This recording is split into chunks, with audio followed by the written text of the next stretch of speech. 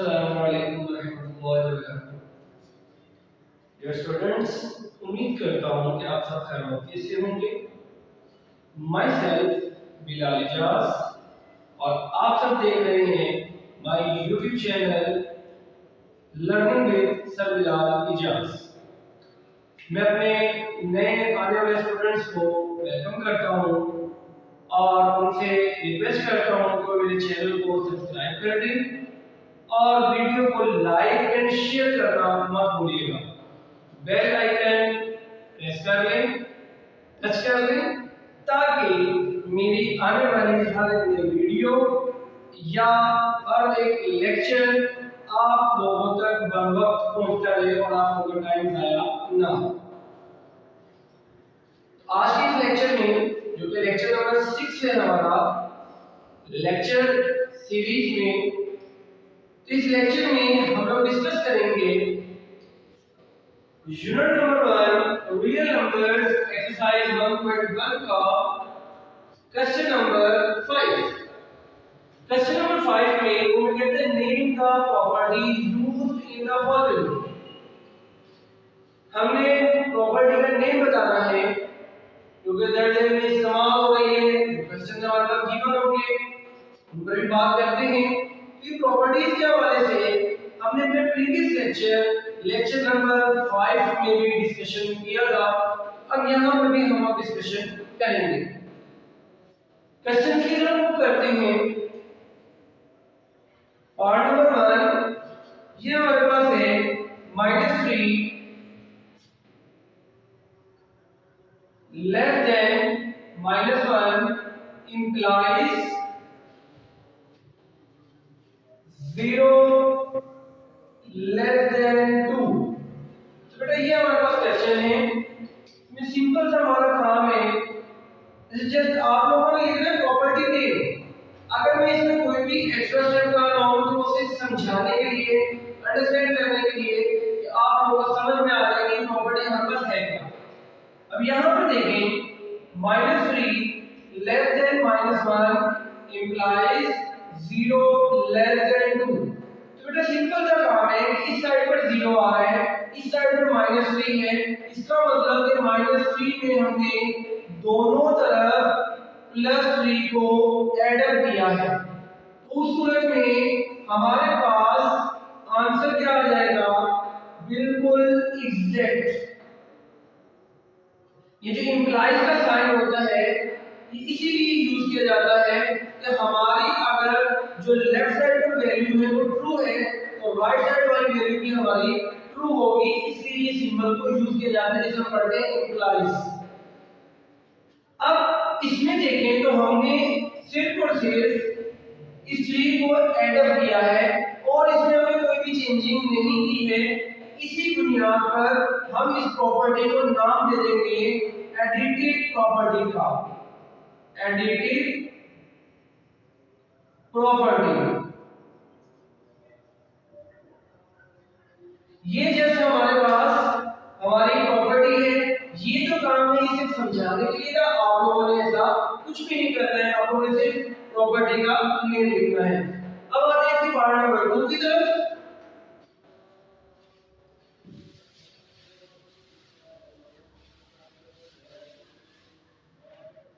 Part number 2 में वो मैं कहता है इफ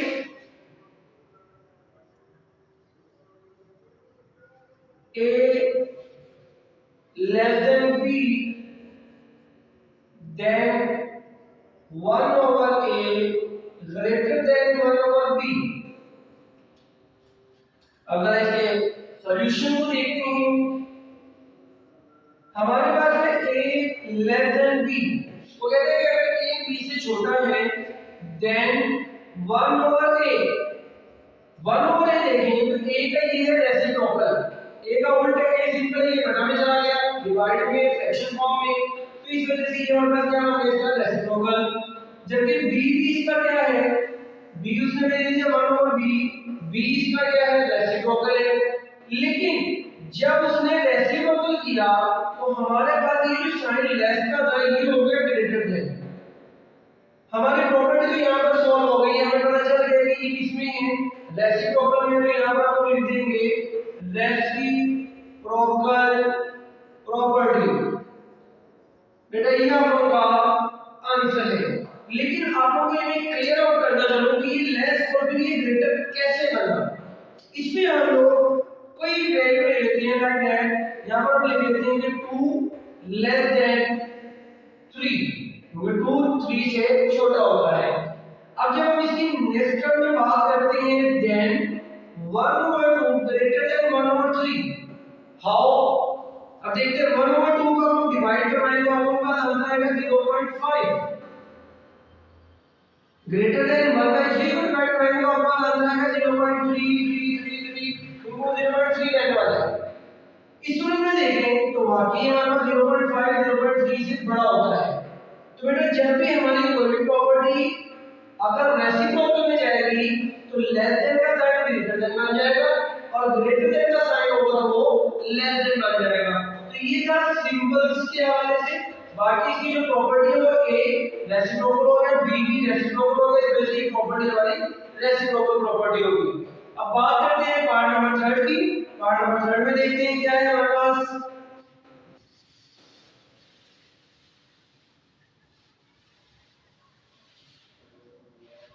पार्ट नंबर 3 में हमारे पास है if a less than b,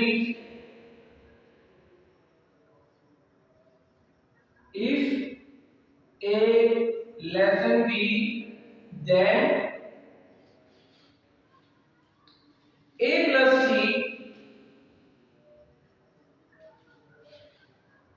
less than b plus c। तो बेटा इसके साथ ही हमने पार्ट नंबर 1 भी देखा था।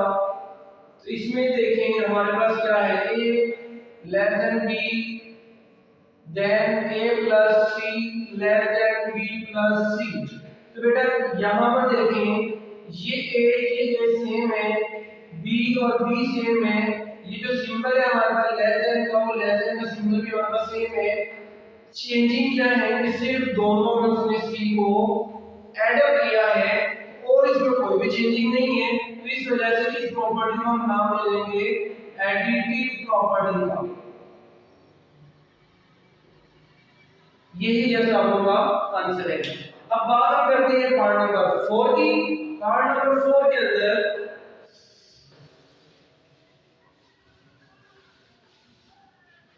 पार्ट नंबर 4 में हमारे पास है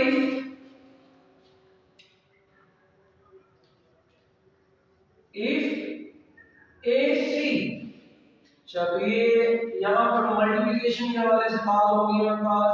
AC less than BC and C greater than 0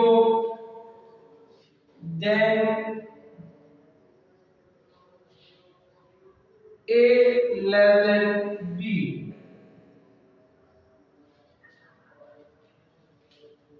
अब यहाँ पर भी जरा देखते हैं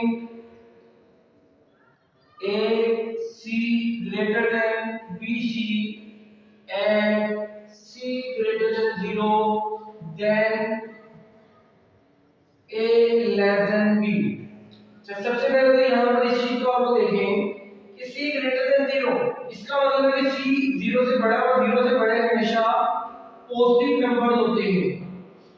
तो पॉजिटिव नंबर्स में कोई भी सिंबल चेंज नहीं होता है। ग्रेटर देन है वो ग्रेटर देन रहेगा, लेस देन है वो लेस देन रहेगा।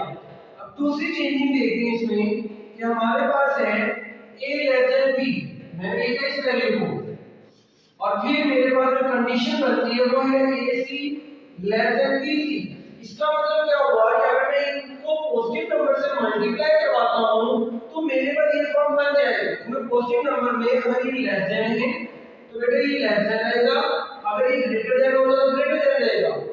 यहाँ पर C greater than 0 positive number है। तो यहाँ पर देखेंगे सिर्फ इनमें क्या चेंजिंग आ रही है, चेंजिंग दिख रही है कि हमने C को इसमें मल्टीप्लाई करवाया हुआ है। तो इस सूरत में ये जो प्रॉपर्टी यहाँ पर बन जाएगी मल्टीप्लिकेटिव प्रॉपर्टी। यही बेटा आप लोगों का आंसर है। अब देखते हैं आप लोगों का आंसर नहीं, फिर भी आप लोगों के क्वेश्चन का आंसर है। अब देखते हैं जरा इसका next part number 5। Part number 5 में हम बात करते हैं कि AC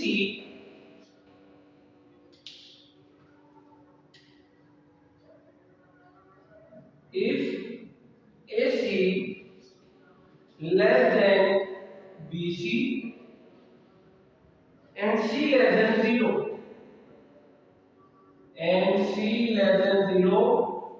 then हमारे पास ऑटोमेटिकली सिंबल चेंज, तो A ग्रेटर देन B। अब इसमें ऐसा क्या हुआ कि हमारा सिंबल चेंज हो गया। जरा यहाँ देखते हैं, हमारे पास है AC less than BC and C less than 0 than A greater than B। तो बेटा यहाँ पर देखें C लेस देन 0 इसका मतलब हुआ नेगेटिव नंबर।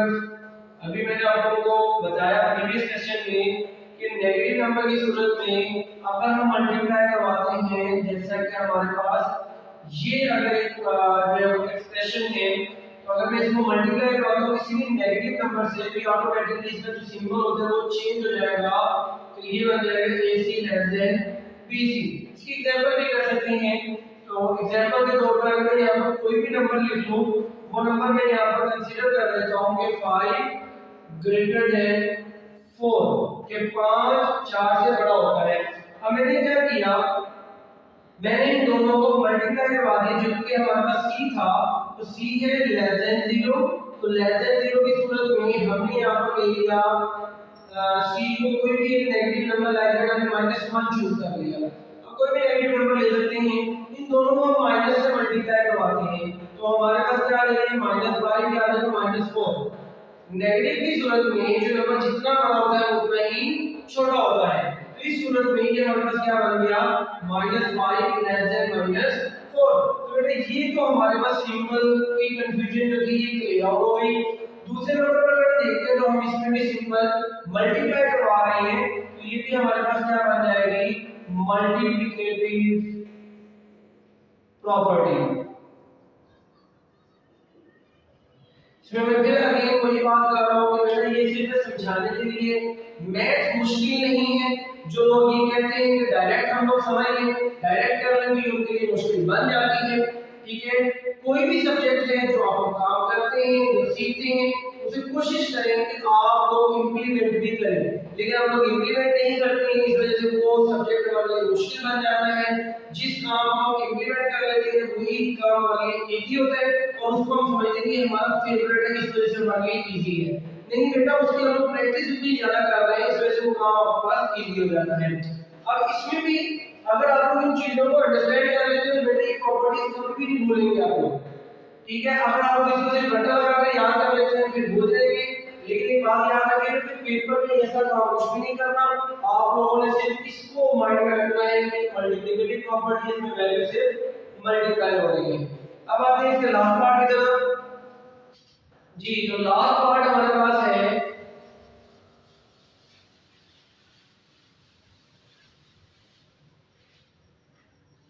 पार्ट नंबर 6 है आप लोगों के पास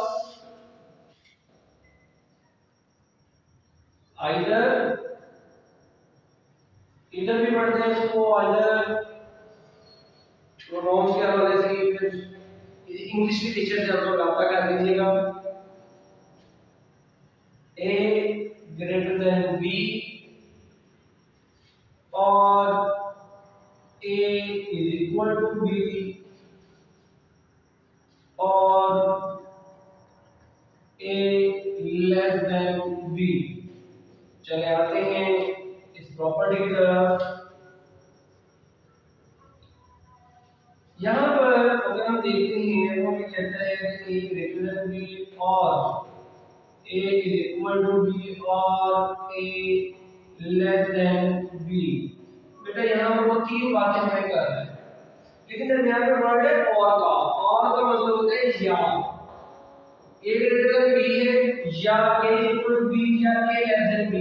बेटा यहाँ पर तीन तकसीम हो कर रहा है।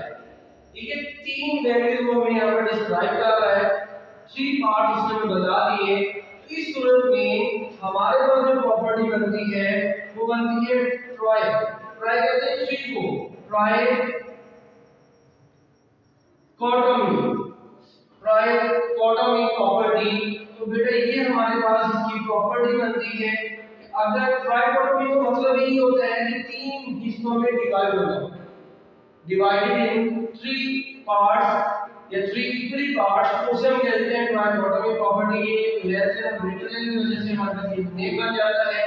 जैसे मैंने प्रीवियस लेक्चर में बताया था कि जो प्रॉपर्टीज वगैरह हैं ये सब की सब आपके पास पेज नंबर 7 और 8 के ऊपर मौजूद है, वहां से भी आप लोग इनको देख सकते हैं, समझ सकते हैं।